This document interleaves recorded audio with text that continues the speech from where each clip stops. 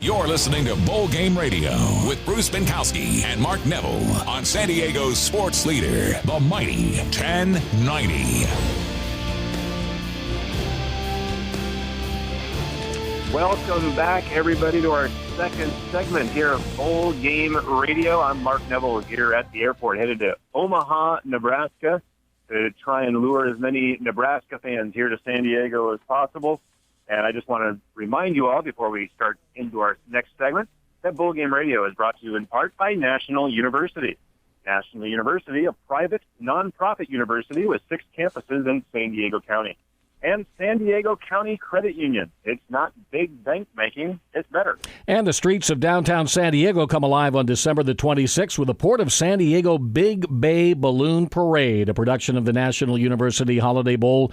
This family event brings together world-class marching bands, magnificent floats, entertaining drill teams, and a whole bunch of giant balloons, more than any other parade. It's fun for the whole family. The Port of San Diego Big Bay Balloon Parade, 3 o'clock start on December the 26th.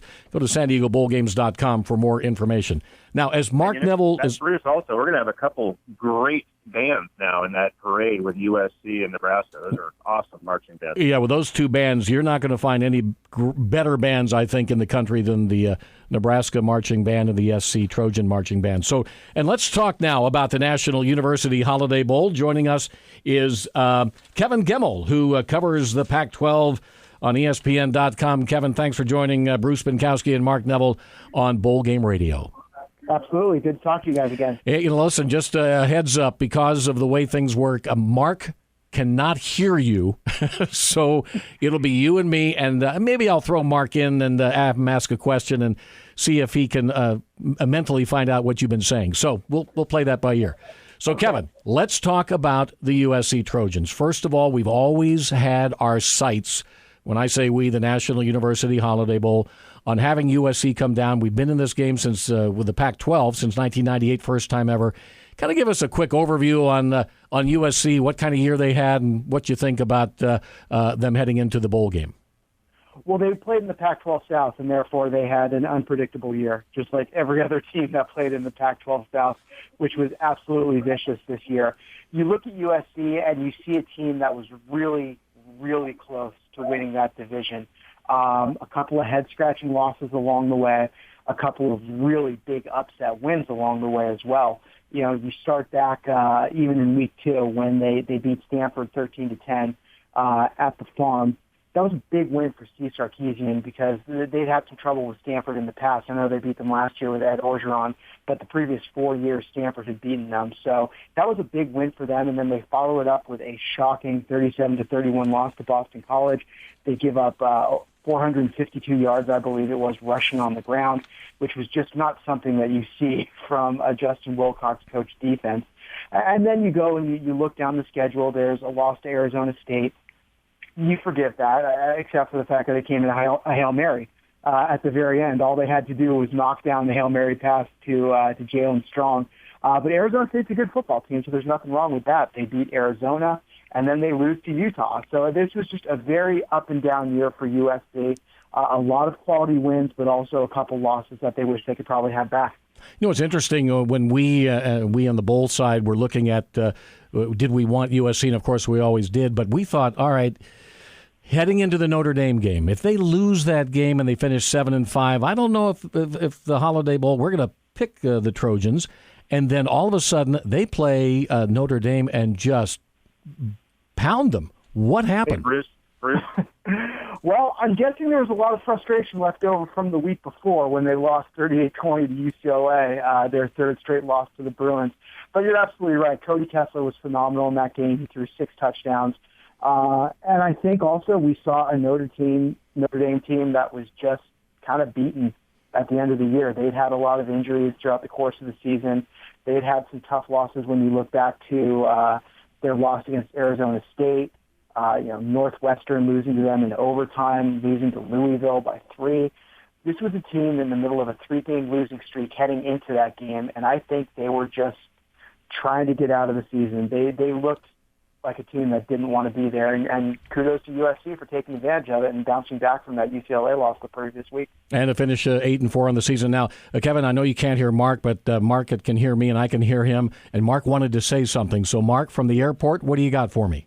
I do actually have a question. I think that's pretty safe that he did not address. And you were talking, Bruce, about how we weren't sure about what we would have done had USC not beaten Notre Dame.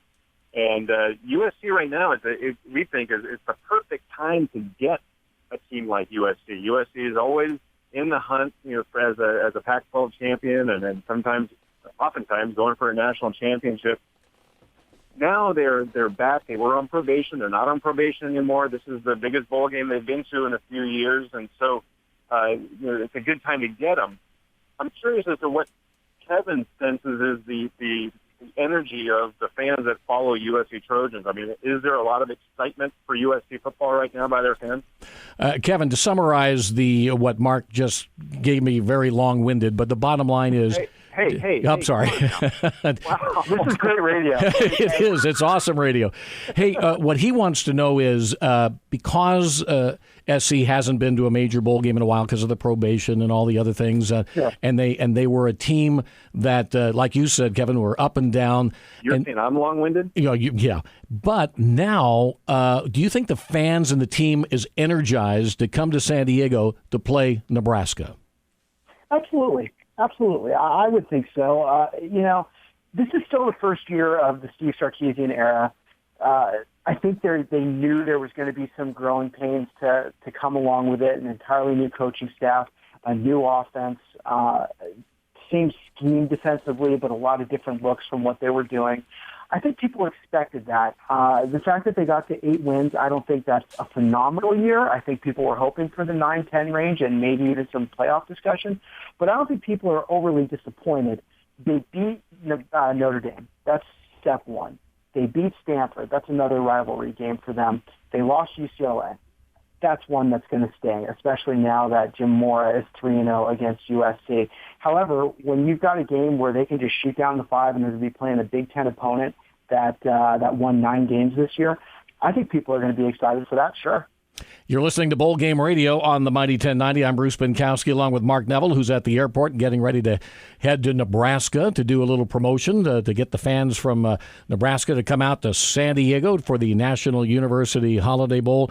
And we're talking with Kevin Gemmel, who is the ESPN.com guy that covers all of the Pac-12 conference, and specifically, of course, we're talking about the USC Trojans, who will be facing off against the University of Nebraska on December the 27th at Qualcomm Stadium. Did Kevin concur with us, Bruce? I'm very eager to hear. Oh, by the way, Kevin did concur, Mark, that the fans are excited and the team is ready to come to San Diego. So that game will be on December the 27th at Qualcomm Stadium, 5 o'clock kickoff. So, Kevin, tell me about a couple of the players. Cody Kessler. What kind of year do you think Cody Kessler, the Trojan starting quarterback, has had this year? Very underappreciated. I was talking with Stanford head coach David Shaw earlier in the week about some of the quarterbacks who are coming back next season, and he said Cody Kessler is the guy that for some reason everyone forgets about, but you shouldn't.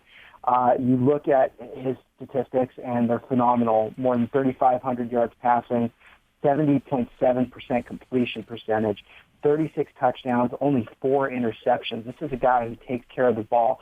And he's a really interesting story, too, because you go back a couple years ago when there was the battle to replace Matt Barkley, and him and Max Witt were in that quarterback competition the last year of Lane Kiffin's tenure there when he was fired halfway through the season.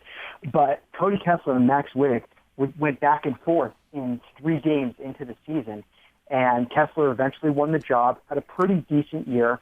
And then, of course, Lane Kiffin gets fired after the debacle at ASU, and Orgeron steps in. Clay Helton takes over the play calling, the offensive coordinator there, and suddenly Cody Kessler just blossomed into a very good quarterback. And then an entirely new coaching staff comes in, and Steve Sarkisian says, I'm going to open up the quarterback competition. And Kessler took that to heart. He worked his tail off. In spring ball, he was named the starter. I was actually up at camp when he was named the starter. They retained Clay Helton, so he was able to work with Helton as they adjusted to this Utah offense. And he's just had an absolutely fantastic year, one of the better years in the Pac-12. 36 touchdown passes, by the way. Okay, running back, Javorius Allen. He had a great year, 1,337 rushing yards. This kid is a player. Yeah, Buck Allen. They called him the young Buck when he was a freshman in high school, and the name stuck. And so that's why he goes as Buck Allen. Another guy who really emerged in the post-Lane Kiffin era. For one reason or another, he was in Kiffin's doghouse, and he never saw a lot of playing time. He comes onto the scene after Kiffin leaves, and he had a great year last year. I believe he led the Pac-12 in rushing in the second half of the season last year, or he was second only to Kadeem Carey from Arizona. And then this year, like you said, more than 1,300 yards rushing, 9 touchdowns on the year. Really just a very solid, complete running back. And Kevin, I know your time is tight and you got to run. One last question for you.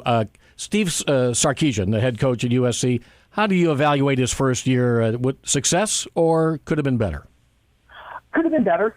Absolutely. Like I said, I think you look back at some of those games and you ask what if, the Boston College game where they gave up all those yards on the ground. You look at the Arizona State game. That's a game I covered up at the Coliseum when Jalen Strong caught that ball from Mike Bercovici.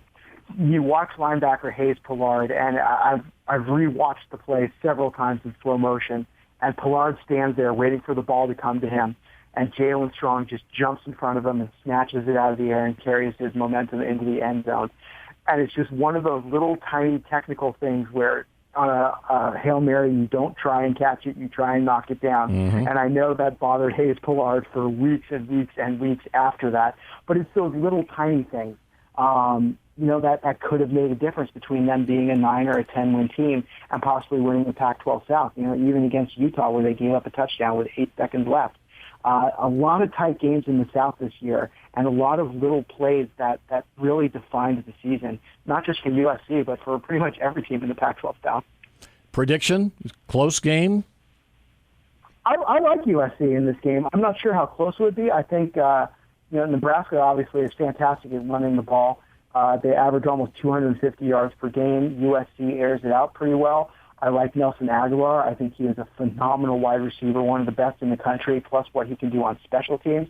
I'm not sure how close or much of a blowout in either direction. I'm not quite sure I want to declare that yet, but I will say that I like USC in this game. Well, and we like the fact that we have USC and Nebraska in the National University Holiday Bowl. Kevin Gemmel, thank you very much, Pac-12 analyst for ESPN.com. Thanks for joining us on Bowl Game Radio and appreciate all your support of our program. Absolutely. Tell Mark I said hi, even though he can't hear me. Okay, I will tell him. And thank you, Kevin Gemmel. Mark Neville, Kevin says hello. And great. But now, that was good stuff, wasn't it, Bruce? It was great stuff, and I'm sure you were at the hanging on every word. Okay, so as we wrap up this segment, we just covered USC. Any final thoughts, Mark, from your standpoint on USC, Nebraska, as you see it from the bowl side? Well, Bruce, I mean, you've been with the bowl since day one. I've been there 24 years now, and getting USC in our game is something that we have looked forward to for a long, long time. And I think, when we look back on this year, the year that we had USC and Nebraska, we're going to say, man, that was a big one. So it's an exciting year for our bowl game. And it is going to be a great game. And then fans, it's a big stadium. We got a lot of seats. Tickets are going fast, but there are still plenty of good seats available. So you can stop by Window B at Qualcomm Stadium between the hours of 9 and 5, Monday through Friday, or go to SanDiegoBowlGames.com to order your tickets. And when we think about it also, when we're looking at this game, USC and Nebraska, and we've had big games in the past, but look at the names. I mean, just USC and Nebraska are going to be playing right here in San Diego. That is a big, big game. Well, this is a quality game, and all the people we've talked to in our industry, and I'm talking from the other bowl games, from the television partners, to everyone saying, you guys in San Diego got a great matchup, and it's going to be quite a show. And again, not only do you have USC, Nebraska, you have tremendous fireworks. You have the marching bands. You have the football field-sized flag. You have an F-18 flyover. A lot. Even if you're not a college football fan, the festivities alone, the pageantry, make it all worthwhile. All right. There was one poll out there, Bruce, that said we have like the number 7 bowl game of all 38. Oh, that's awesome. It's going to be a great night. That's great. All right, when we come back, we're going to talk Nebraska football with Sam McKeon, the beat writer for the Omaha World Herald. And you're listening to Bowl Game Radio on the Mighty 1090.